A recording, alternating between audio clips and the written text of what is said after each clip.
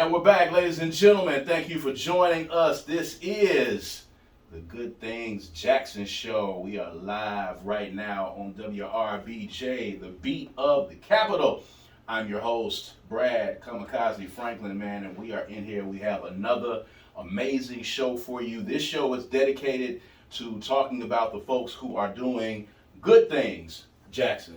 All right? So we're here to talk about the people that are doing positive things in our community, the events, the venues, the organizations that are giving back positively into our community. This show is not about being negative. We are here to change the narrative about our city. And if you have been involved in any of the events that have been going on this weekend, of course, if you have been participating in what is absolutely, by far, the greatest show on earth, the greatest spectacle on earth, the greatest homecoming on earth, Jackson State University, man. The celebrating homecoming. All of the stars were out. I'm sure at some point you ran into Snoop, you ran into Rick Ross, you ran into the cast of P-Valley, you ran into all of these celebrities who are in the city of Jackson, man, who are coming here clamoring to be a part of homecoming and to be a part of what we've got going on here in the city of Jackson, man, to be a part of the energy, to be a part of the revelry, to be a part of the tradition that is Jackson State University. And we won the game as well. Shouts out to Coach Deion Sanders, Coach Prime, and the Jackson State University Tigers. They are now 7-0, undefeated so far. Yes, sir. So we're going to keep this thing rolling, man. And we won our homecoming, by the way, which is what you're supposed to do. There's a few other schools in the state that did not win their homecoming. You know, they will remain nameless on this radio show, but, you know, you're supposed to win homecoming. We did what we were supposed to do. We understood the assignment, and, of course, the stadium was packed, over 50,000 people in Veterans Memorial Stadium, man, and even more were in the city of Jackson. And, of course, when you're talking about the economic impact that Jackson State University's homecoming has on the city of Jackson, it's absolutely amazing, man. So shouts out to everybody that's participating. Shouts out to the people that are still participating right now. Deion Sanders is definitely changing the narrative about the city of Jackson, man. So we appreciate him and we appreciate what he is doing. But we've got somebody in the studio with us right now that is also helping to change the narrative, man. This is a very positive brother that I've known for a while, and he is doing something very pivotal, very vital to our young kids in Jackson Public Schools. He is the coordinator of the WatchD.O.G.S program, for those of you that are familiar with Jackson Public Schools and this program, getting dads involved in what's going on in JPS and getting them involved with their kids and getting them involved in schools, because we know that is a vital part of what it is that we're doing. So, Micah Briggs. Yes, sir. Yes, Thank you for being here with us today, man. Thank so, you for having just me. real quick, introduce yourself to the radio audience, man, and let them know who you are and let them know what you're representing here today. Absolutely. My name is Micah Briggs, originally from Omaha, Nebraska, the north side. We got to talk about that now. Oh, You're from absolutely. Nebraska, absolutely. No belly references. Come on now, let's keep this above board. No belly references. Let's keep it moving. Hyde Williams dropped the ball. Birthplace of El-Hajj Malik El-Shabazz. It's the birthplace of Malcolm X when he was Malcolm Little and the family. So it's just a proud representative of that place. But I'm a graduate of D.O.G.S, Jackson State University. Yes. Got out there in 1996. My sister was here first, Sarah Briggs. Yes. She was doing track and field and cross country, so that lured me in. And what kept me in was just that, finally getting a scholarship. And then when the ends didn't meet, I remember, oh my goodness, sisters like Linda Rush who were making sure that I was in position to stay in school and not go back home. So I've been in Jackson off and on since '96 and moved around working with schools and nonprofits, but married my college sweetheart from Jackson State, and she was like, well, we're going back. That's what we're going to do. Right. And so I've been here ever since. We got married in 2016, and I've been here ever since, just with JPS and really trying to find my niche and figure out how can I be a part of the solution where I can vent all this frustration in a positive way and change that narrative. So, you know, the last couple of times I've seen you, you've been in the classroom, you've been involved with kids. So, we did recently have Dr. Eric Green on the show, the superintendent for Jackson Public Schools, and we wanted to talk about a lot of the good things that are happening in JPS. JPS is much maligned, and unfortunately, oftentimes, people, use social media and they use these outlets to criticize and be critical of what's happening in JPS and try to down JPS and try to compare JPS to the surrounding bedroom communities. But you and I both know that there are some fantastic people in the system. Oh my goodness. There are some fantastic scholars in the system, and JPS, regardless of what you say or regardless of what anyone might say, I will put our scholars up against anyone that is out there, man. And you have to be supportive of your school system, and you have to be supportive of JPS. There are challenges, of course, that we are working on. There are challenges, but at the end of the day, it is up to us to get involved. And WatchD.O.G.S is a huge part of getting involved. It's a huge part of getting parents involved. So for those people that are not familiar with WatchD.O.G.S, tell them about the program and tell them what it's about. Absolutely. So WatchD.O.G.S, Dads of Great Students, comes from Jonesboro, Arkansas, from the tragic events of 1998, where two children went into the building and took the lives of 4 students and a teacher, and then they injured 10 others. And the major response to that was not limited at all to dads, just men that wanted to see something different and wanted to be a part of something different, started to invade that school, so to speak. And they were taking in every part of that school, whether it was just walking the perimeter. Some of them were on hall monitors, cafeteria duty, some were reading in classes, some even participated in physical education, but their mere presence in there and the consistent relationship that they were building was not only building trust and this confidence, but it was destroying so many opportunities for violence. I mean, bullying, like their numbers were so crazy, they made it a regular part, and it started to populate from just not an Arkansas thing to a nationally recognized program with lots of awards and things. But my biggest thing is not for the awards, it's we want to use that template and we want to use that to invest in the men here, men that are willing to be vulnerable and available. It's those two things, and I just need them to be solid. If they can fit that criteria, we need them. And I think sometimes they can shy away from that, like, and say things like, I don't have enough time, or I might have a background.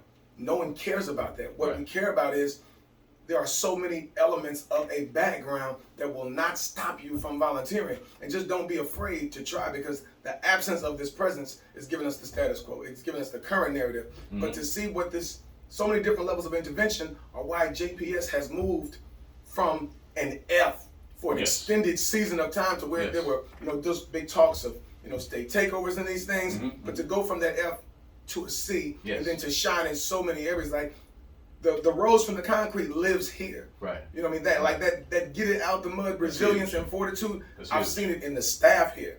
I mean, you got teachers that are giving up, when I say countless hours, I mean, and tears. Teachers that are seeing generations, and some they get to be a part of watching a new baby be born, but other times they gotta watch a parent bury a child, like to be there through these different seasons of whether it's triumphant and celebratory, or whether it is traumatic and someone needs to be comforted. Like these teachers, these administrators, these counselors, these librarians, I'm talking about the janitorial, the custodial staff, the cafeteria staff, every aspect of this is that element. But then these students that come from, when you look at some of our neighborhoods that our babies are coming from, it takes me to when my wife and I, we took our honeymoon in Mexico, but they tell you, stay in the tourist section. Stay in a certain part, When we went to the other parts of Puerto Vallarta, where it was like, whoa, it made you feel some type of way. We have neighborhoods in Jackson that resemble that, but those children are still resilient. That same student will come there with 15 abandoned houses in their neighborhood. One of them might be a trap, and this joke is still gonna hit the honor roll, or still gonna be an example and a model, and you gotta love that.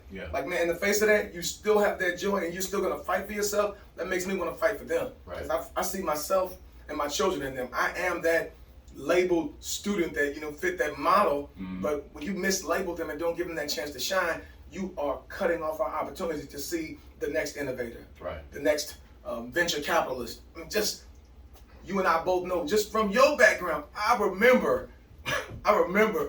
crooked letters. I remember you guys spitting at open mics and things, but hey, wait a minute, not even just being about y'all anymore. and then seeing what you were doing with trying to teach us about contracts and the music business and BMI ASCAP. I remember all that stuff you were doing back in the day, because there's so many elements that are missing, and we need that back, starting with that male presence. And we're not asking for a ton of it. If brothers can volunteer at least 1 hour a month, if you can't do an hour a month, break it down every other week. So let's get into that. Let's get into the specifics of it, because we're talking about, dads getting involved with their kids and showing up and having a presence at the school. And mind you, I don't want to limit it to dads. We're just talking about men. We're talking about men. You don't have to be a dad at all. Stepdads, big brothers, uncles, play uncles, male figures, big homies, whatever it is. Getting men involved, and I've seen the pictures, and I've seen some of the images from our schools. Donuts for dads. Is one of the things. Amazing event. Dads, men were lined up outside of the door, around the hallway, and they were there and they were present. And I love it because it dispels the myth, or it dispels the narrative that gets painted about us not participating and not being involved and being absent. And what I have seen, and people don't understand, going from an F to a C is almost, in this amount of time, is almost a Herculean task. And kudos to Dr. Eric Green, and kudos to yourself, and kudos to everyone that works in this district to be able to get this rating up from an F to a C, because that's a jump. Regardless, a C from an A to an A is a jump. But kudos to all these support organizations that have been contributing to JPS all over this city, because we needed all of, and then look at what they had to go against. This water crisis way longer than the publicity is telling us. We know that. Right. But then look at what we've been going through with the numbers going down. With different spurts of violence. Like, there's been so much that has taken place. Then the pandemic and all of that. And so all of these working parts that contributed to Jackson Public Schools, these different organizations, nonprofits and businesses, like, there's been a lot of that resilience and just that resolve, that group that comes around and supports us. So it's been major. It's a lot. So let's talk about the commitment. So for men that are listening to this, and they have a relative, or they have someone that, a kid that they're close to, whether they're mentoring them or not, and they want to get involved and they want to be a part of this, what is the actual commitment for men that want to participate in the WatchD.O.G.S program? The first ask is a minimum of 1 hour a month. However they work that out during the course of a school day at a Jackson Public School. If they want to break that thing down and do 30 minutes every other week, the biggest goal we want to have is we need your presence there and we need your consistency there, because you're going to have a task.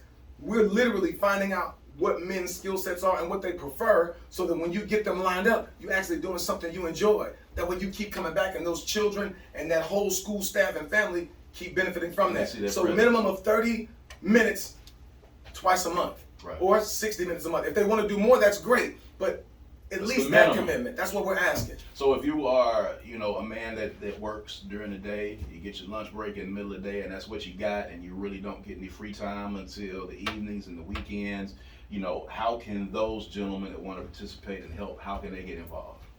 They can come in for a quick 30 minutes during lunch if they want to. They can come in for that same 30 minutes, 45 minutes, and they can be a hall monitor just encouraging kids as they're on their way to class. We want to make it that easy, because there's so much power in the presence. Yes. The affirmation that it does, this inspiration and the modeling that it gives. Well, wait a minute. I'm worth coming back for? Absolutely. You're worth this person. Well, wait, you're not making money when you're here. Exactly. So guess what? It's going to take, he's actually making a donation and a contribution of his time and his attention. So all of that counts. So you don't have to be able to come in and do 3-4 hours in a row. 30 minutes, 2 times a month is a minimum commitment that we're asking for. And I guarantee you're going to watch Jackson Public Schools not just be at a C anymore, but you're going to watch us somersault to a B and to an A, because we're at that apex right now where there are so many different factors that are in our favor.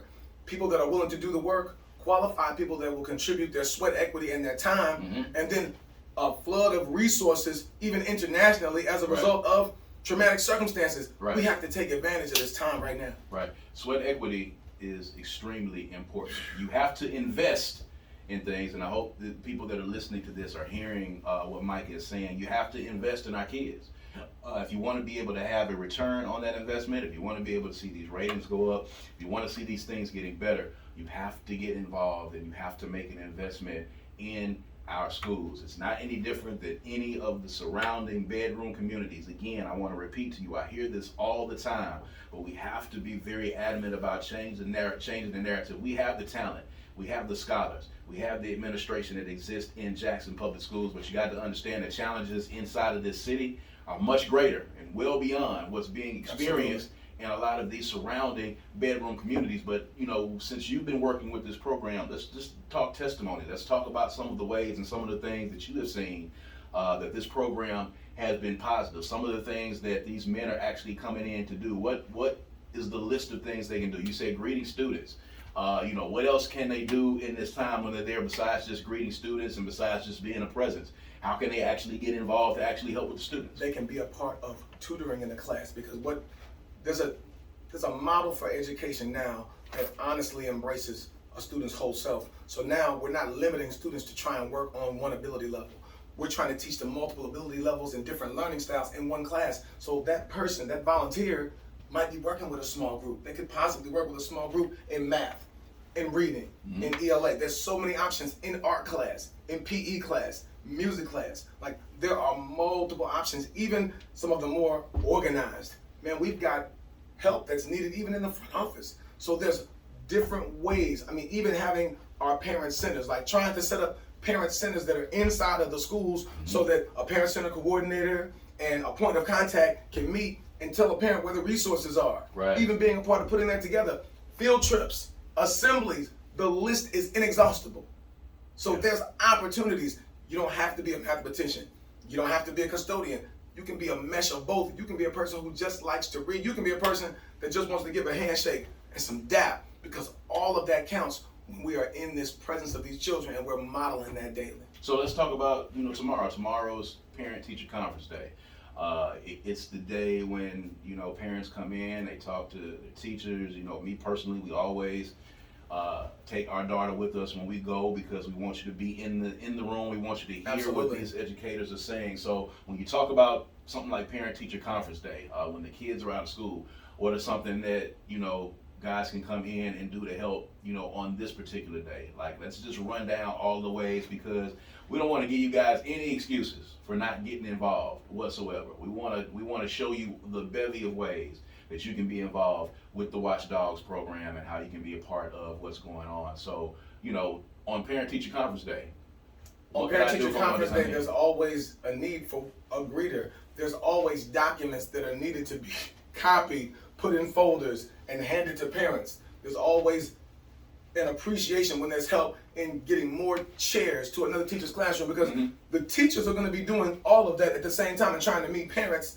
because the custodial staff is everywhere trying to maintain the whole building. So there's an all hands on deck approach to where anytime that our school is open, unless it's a professional development just for teachers, there's an opportunity for a person to serve.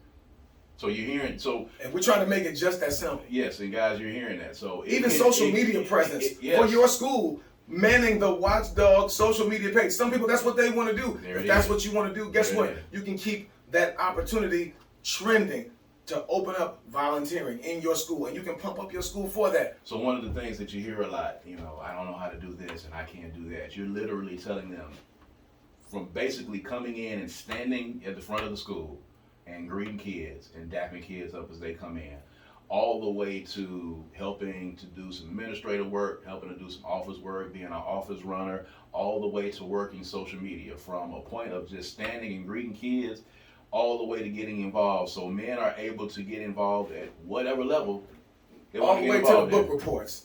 All the way to doing the book reports. And the history report. Making presentations, the whole thing. The whole 9 yards, even if it's a PowerPoint.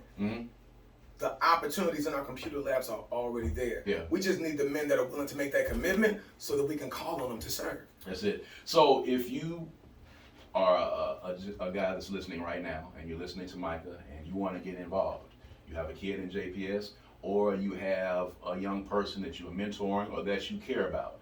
It could be any one of those. He's already said that you don't have to be a dad. So how can they get involved with this program? Who do they need to call? Where do they need to start? How does that process begin? First thing they can do, they can email me, because I can give them a soft copy of the application so we can get the ball rolling. There is an application. Oh, absolutely. Absolutely. And that's M. Briggs, Briggs, Jackson.K12.MS.US. Again, that's M Briggs, Briggs, at Jackson.K12.MS.US. And I can email them the soft copy. You can fill that thing out, scan it back to me, and we can get you rolling. Or they can call me. They can call my personal cell. In about a week, I'll have an office phone.